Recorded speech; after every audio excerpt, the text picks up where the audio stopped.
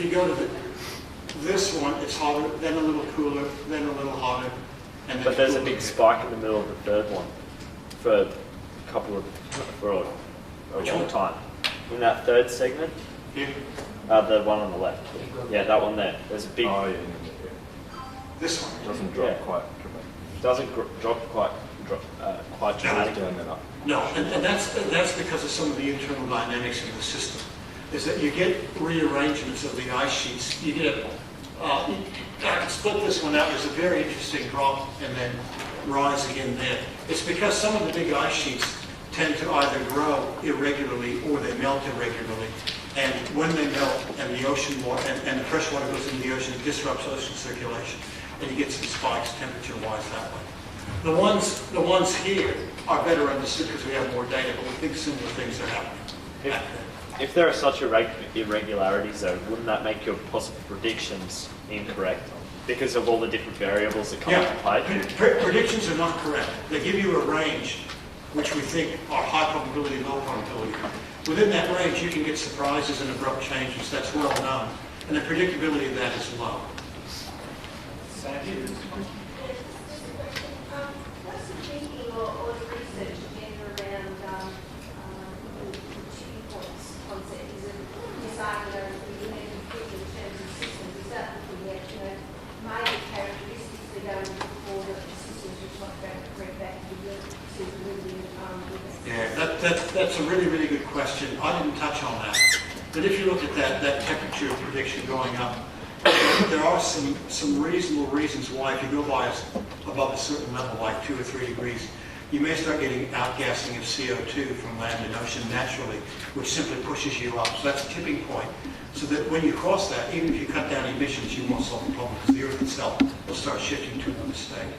That's a whole other lecture, but it's a really interesting topic that a lot of work is being done on. Tom, take away the long.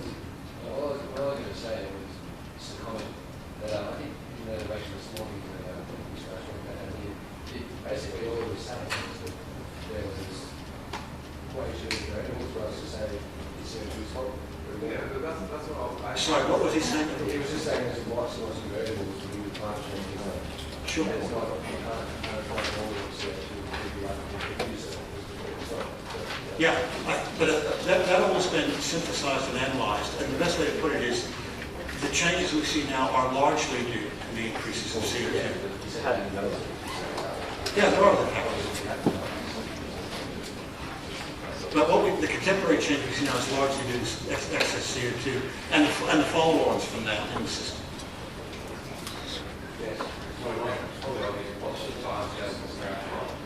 That's decay-wise thousands of years, so that's 400,000 years.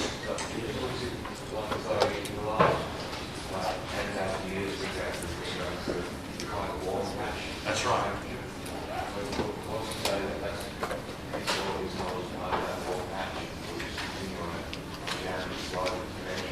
Yeah, good question. If you're looking at the Earth's orbit, because it's more circular now, that warm patch should go for another 15,000 years.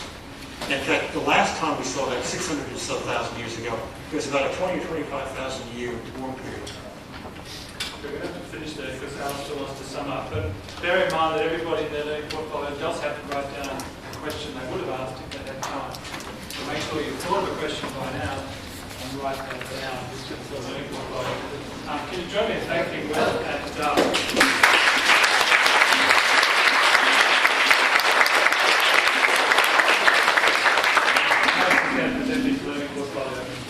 Yeah, and I'd just like to sort of thank Will. I think you'll agree this is really one of our first panels. Richard gave a chat last Tuesday, really introducing the course. But I think you'll agree that it was well. Usually our panels we've gone to at least 2 people, but I think you'll all agree that it was well worth our while having Will on his own for 2 hours.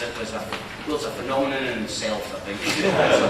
So just a few things I really can't. I mean, I think you're all going to have to take those manuals home and have a look at them because there was so much in them. But thinking back just over what we have been doing so far, I think you can see one of the key things that Will was talking about, which really both myself and Richard have been emphasising so far, is the is how this course is all about the relationship between culture and ecology, about what Will called human development and our Earth system dynamics, the integration between human beings and the environment.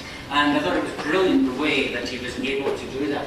I think the main difference between, say, what we were sort of focusing on, say, yesterday and what we were focusing on today was the way that Will started off with the geophysical effects of what we're talking about and moved more towards issues of attitudinal and institutional change. And these are so closely interconnected. I don't think you could get a better illustration of the need of the importance of attitudinal and institutional change than the way that Will presented that talk there today.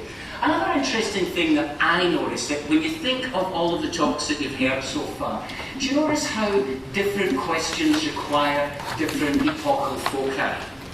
It's really interesting that. When you think, here's me, a sociologist. Sociologists tend to focus on problems of modern, urban, industrial societies. Sociology is only about 200 years old. So the talk that I was giving you yesterday really focused only on the last 200 years. It tends to be, I tend to ask questions about modernity and how it's been affecting our attitudes. And so I only need to go back about 200 years. If someone like Richard is talking to you as an anthropologist who focuses on, say, Indigenous Australians, he'll usually go back, he can go back about 60,000 years.